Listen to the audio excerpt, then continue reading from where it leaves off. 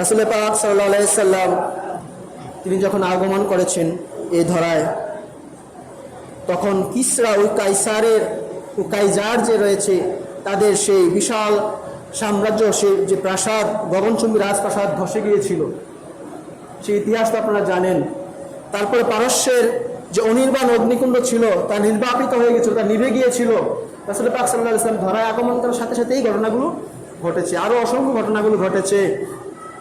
এরকম ঘটনাগুলো ঘটতে ঘটতে এই ইতিহাসগুলো আপনি যদি আরও বিভিন্ন রাসূল পাক সাল্লাল্লাহু আলাইহি সাল্লামের আগমনের যে রহমত হিসেবে তিনি এসেছেন, এগুলো নিয়ে যদি আপনি প্রতিদিনই আলোচনা করতে যান, কিয়ামত পর্যন্ত সময় হয়ে যাবে। এই ঘটনাগুলো আপনি আলোচনা করতে প্রতিদিনই আপনার কাছে নতুন মনে হবে, প্রতিদিনই আপনার কাছে ভালো লাগা লাগবে, কখনোই এটা আপনার কাছে খারাপ লাগার কথা নয়। রাসূল পাক সাল্লাল্লাহু আলাইহি সাল্লাম যখন এই ধরায় আগমন করেছিলেন, একমাত্র শয়তান বাদে বাকি সকল সৃষ্টিকুল খুশি হয়েছিল। আর মুনাফিকদের অবস্থা তো অন্য কিছু, তাদের ব্যাপারে আমি কিছু বলতে চাই না, কারণ মুনাফিকরা সবসময় একই রকম, তারা এই আছে এই নাই, তাদের ব্যাপারে কিছু বলতে চাই না। তবে আমি শুধুমাত্র একটা কথা বলতে চাই, ঈদে মিলাদুন নবী সাল্লাল্লাহু আলাইহি ওয়াসাল্লামের আমরা যখন পালন করেছি, উদযাপন করেছি, আমরা কিছু কিছু জায়গায় খবরে দেখতে পেয়েছি অনেকের উপরে আক্রমণ হয়েছে, বিভিন্ন এরিয়াতে আক্রমণ হয়েছে। এটা খুব খারাপ কথা। আপনার যদি ভালো না লাগে, রাসূল পাক সাল্লাল্লাহু আলাইহি ওয়াসাল্লামের খুশিতে আপনি যদি আগমনে যদি খুশি না হন, সেটা আপনার ব্যাপার, আপনার হৃদয়ের ব্যাপার, আপনার আত্মার ব্যাপার। কিন্তু আপনি না করলে না করবেন, কিন্তু আমাদের কাজে আপনি কেন বাধা দিতে যাবেন? আমাদের খুশিতে কেন আপনি বাধা দিতে যাবেন? সেটাই আমার একটা প্রশ্ন।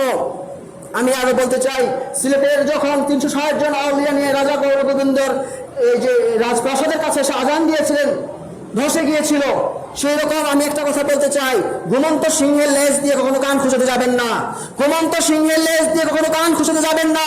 একবার যদি ঘুমন্ত সিংহে জেগে যায়, তাহলে আপনার চিহ্ন পর্যন্ত খুঁজে পাওয়া যাবে না। তরিকতপন্থী মানুষ সবসময় আপনি খেয়াল করে দেখবেন, তারা জিকির আজকার করে, তাদের অন্তর থাকে শান্ত প্রশান্ত, তারা কখনো খেপে যায় না, তারা কখনো মারামারি করতে যায় না, তারা কখনো খুনাখুনি রক্তারক্তির কোনো কাজে তাদেরকে আপনি খুঁজে পাবেন না। তারা হিংসা পছন্দ করে না, তারা নরম রয়েছে বলে আপনি তাদের উপরে আসে অত্যাচার করবেন, আক্রমণ করবেন।